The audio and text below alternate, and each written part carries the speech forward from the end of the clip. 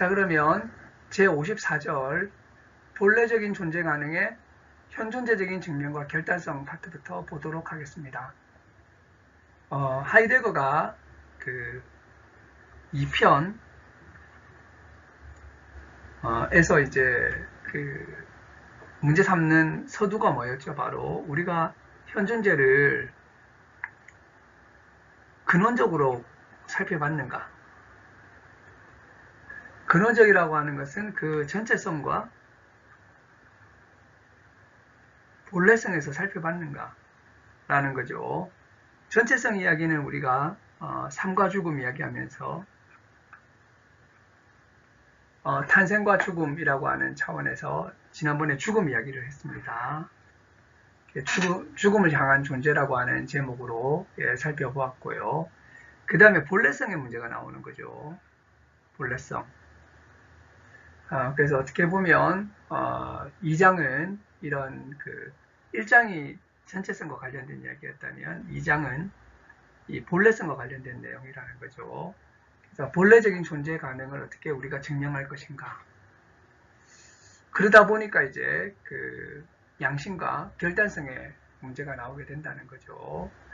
자, 그래서 지금 탐구하고 있는 것은 현존재의 실존적 가능성에서 증명해 보여야 하는 현존재의 본래적 존재 가능이에요.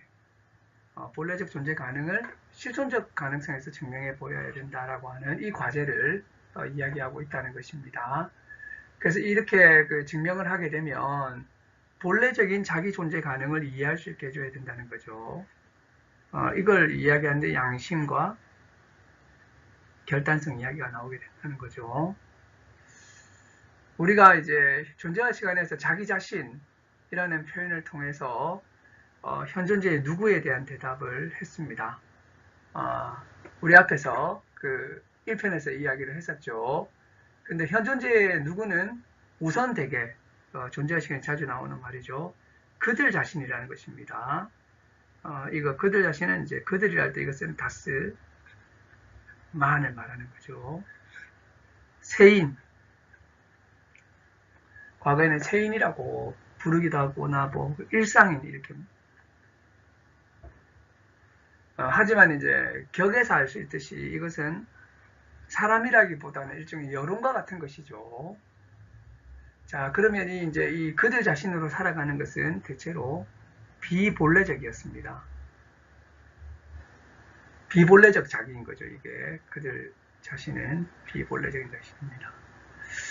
자, 그러면 이 본래적인 자기 존재는 비본래적인 자기 존재와 어떤 관계를 맺느냐? 본래적인 자기 존재는 그들의 실존적 변형이라고 하는 것입니다. 자, 그래서 구조는 같아요. 구조는 같지만 이제 양태가 다르다는 거죠.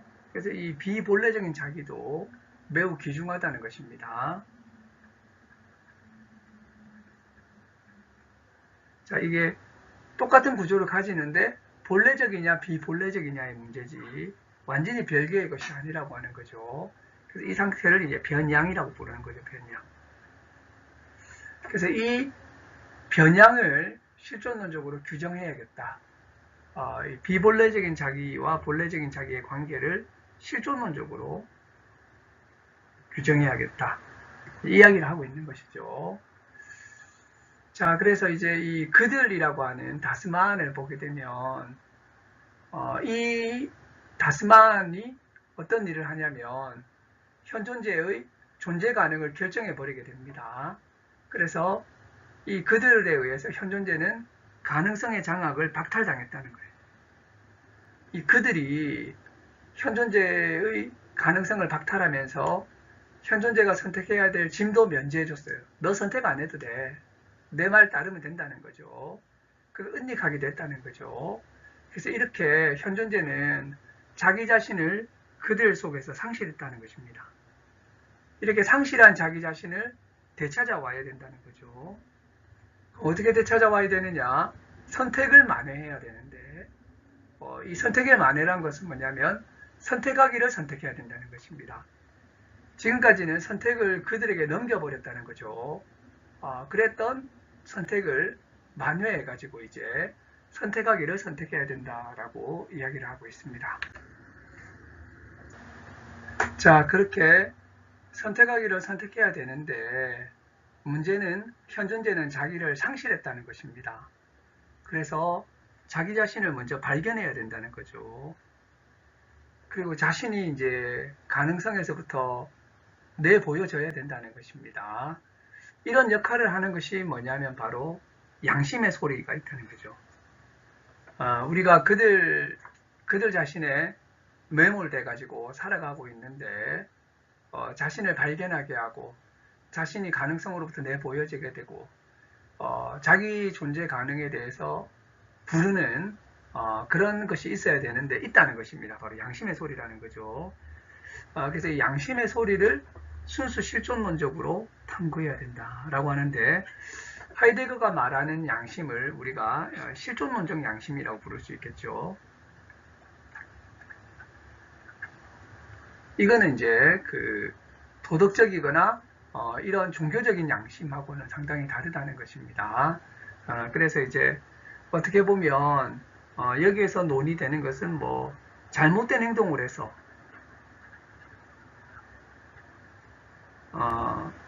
양심의 가책을 느낀다든지 이런 식의 이야기는 아니라는 것입니다. 지금 그런 이야기를 하고 있지 않죠. 여기서 논의하는 건 뭡니까? 그들 자신으로 있다는 것이 문제라는 것입니다. 그들 자신에 의해서 진정한 자기 자신을 상실하고 있다는 거죠. 이런 이제 상태에서 자기 자신을 발견하고 이런 이제 것을 하기 위해서 그 양심의 소리가 들린다는 것입니다. 이것은 어떻게 보면 뭐 내가 왜 그런 행동을 했을까? 양심의 가책이 느껴진다. 이런 이야기라기보다는 그들에게서 상실한 비본래성에 있는 성 속에 있는 이런 이제 나 자신을 본래성으로 고유성으로 이 본래성이란 말은 이제 고유하다는 말도 되죠. 고유함으로 이렇게 이제 오게 하는 그러한 역할을 하게 하는 양심의 소리가 있다는 것입니다. 양심의 소리를 이렇게 이제 이야기를 하겠다. 그렇기 때문에 이 양심은 심리학적이라든지 생물학적이라든지 신학적이라든지 이런 방식으로 접근하지 않는다는 것입니다. 실존론적으로 접근한다는 거죠. 이 양심이라고 하는 것은 또한 눈앞의 것이 아니죠. 여기 컵이 있는데요. 이런 컵 같은 것이 아니라는 것입니다. 양심은 현존재의 존재 양식 안에만 있다는 거죠. 우리 같은 현존재만이 양심을 가지고 있는 거죠. 이 컵은 양심이 없어요. 고양이도 양심이 없습니다.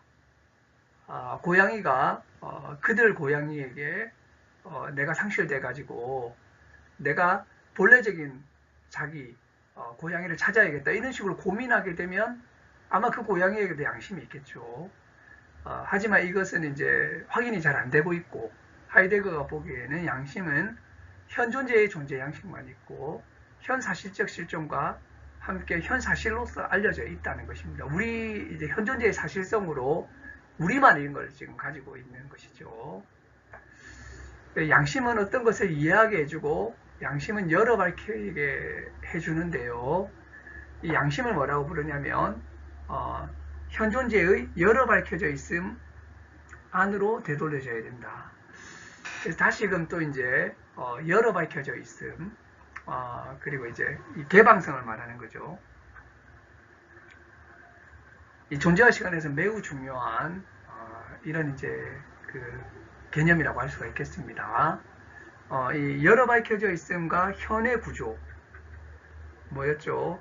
처해 있음, 이해, 말, 빠져 있음 이런 거죠. 이런 열어 밝혀져 있음 안으로 되돌려져야 된다. 이 양심을 이것하고 연관해서 해석해야 된다는 거죠.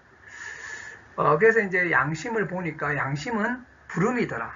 콜링, 룩이라는 거죠. 또한 이제 이 부름이기 때문에 일종의 양심도 말이라고 하는 것입니다. 그 양심은 뭘 하는 거냐? 양심을 부른다는 거죠. 어떻게 부르느냐?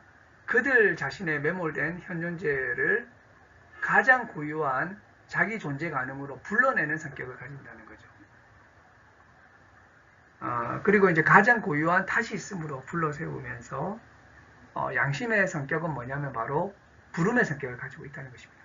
탓이 있음에 대해서는 뒤에서 이야기를 하도록 하겠습니다. 그리고 이제 이 양심을 불러냄을 이해함은 양심을 가지기를 원함이라는 거죠. 이러한 현상 안에 자기 존재의 선택을 실존적으로 선택함이 있으며 이것을 결단성이라고 부릅니다. 그래서 이제 이 54절은 2편 2장의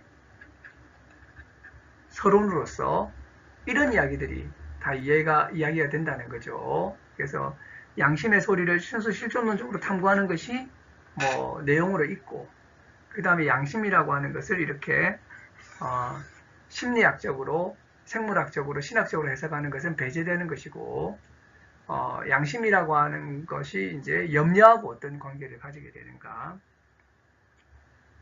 그리고 이제 양심과 탓이 있음. 그리고 마지막으로 결단성까지 이야기하면서 2편 2장 이야기가 진행된다라고 하는 이야기를 54절은 하고 있습니다.